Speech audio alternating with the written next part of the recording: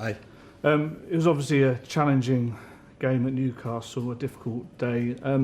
Lots of things have been brought up since then. What's your reaction? We had a week with 2 good performances and 1 bad performance. So and from there on we carry on. I think the team is in the good direction. I think we played very good football. We scored brilliant goals against Galatasaray and against Everton. So against Newcastle we didn't play great. We knew that. We were not happy with that performance, but although we stayed in the game till the final moment, with a little bit luck even now, we had 2 good opportunities in the end, so we could have even steal a point. So yeah, if we have a little bit more determination in such a moment, I think we could have taken something with it. But still, I think we are in a good direction. We are in the ranking. Of course, we dropped, but I think we are not too far away. So we are okay. You've mentioned previously togetherness and unity as key attributes. Do you believe that you have the buy-in required from the players to make this job, this club, successful? Oh yes, I'm sure. But you can see, for instance, the comeback against Brentford, the Burnley game, the Fulham game. So every time the team is there, showed great character, so great determination, resilient. So yeah, we are together, and you can see you can't play such great football what we did lately if there is no unity. Erik, is that your answer? Because there's a number of media outlets who are not here today because the club weren't given the right of reply over suggestions that some of the players are unhappy with you, some are unhappy with the training. How do you address that? Because people just don't make things up. But they should come to us first and not go around in our back printing articles. That's not the right thing. I think we have another relationship, and then they can, if they should give that to us beforehand. We have a normal and a professional discussion and debate about it.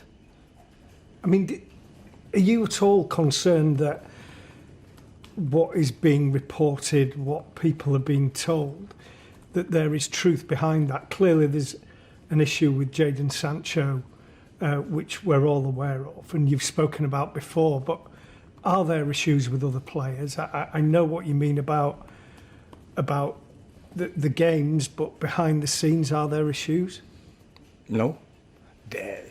Of course, when there are always in every team players who are not or less playing, they are less happy, but not different as normal. And such tensive fields is you need that, and they have to they wait for the chance, and they can come. But no, there are no issues. Erik. It's quite personal, the things that have been suggested, your tactics, your discipline. How do you respond to that? As far as you're concerned, you won't change, or are you open to the suggestions of players to maybe change certain areas? I listen always to my players, and I give them always the opportunities to tell. And if the players have a different opinion, of course I will listen, but they haven't told me, or maybe 1 or 2, but it's about, so in general, so the majority, they want to play like this, proactive, dynamic, brave. That is what they want, and you can see the players are behind it because of the performances against Everton, Galatasaray, and we are really improving. As you see that goal, do you think that you can make a goal like we did against Everton if the players didn't embrace it? What do you think? Is it things like that have happened today give a sense of, I don't know, a disorder around the club? Is that fair? Is that fair representation of this club? So, but not in the dressing room. And I don't know what you. Of course, there are a lot of rumors about strategic review, but it's not that we get distracted from it. We are on the journey, on the route. We know we are still in transition, but we are in the wrong, or we are in the right direction. And you see it, like how we construct a team, how we develop the team, how the team is progressing, how young players coming in, and you see the potential, how they can contribute to very successful Manchester United for the future. Thank you.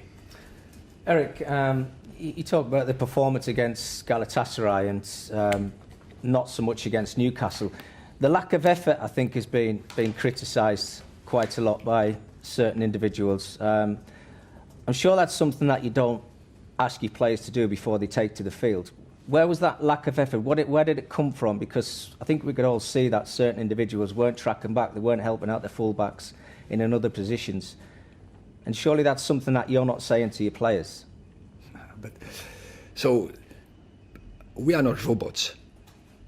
And if you play 3 games in 6 days, tough games, and yeah, by the end, fatigue can be an issue, can't never be an excuse, but it's there. And against Galatasaray, against Everton, we played very good. Against Newcastle, we were not happy with our performance. And we are the first to say, and the players are the first that they are so self-critical that they admit this. So yeah, we know, and we have to do better than this. Last question in this section, Richard. Hi, Eric. Obviously, Marcus Rashford has received lots of negative attention after the Newcastle game. How is he feeling? Yeah, how is he feeling? Everyone is disappointed. If you have the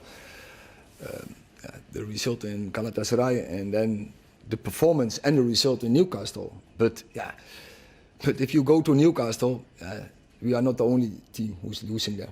I think every they had a home record. They win all the games apart from Liverpool, where they were leading, and the opponent was downsized to 10, and then they get a turnaround. Apart from that, everyone is losing there, and but it doesn't say we want to win there.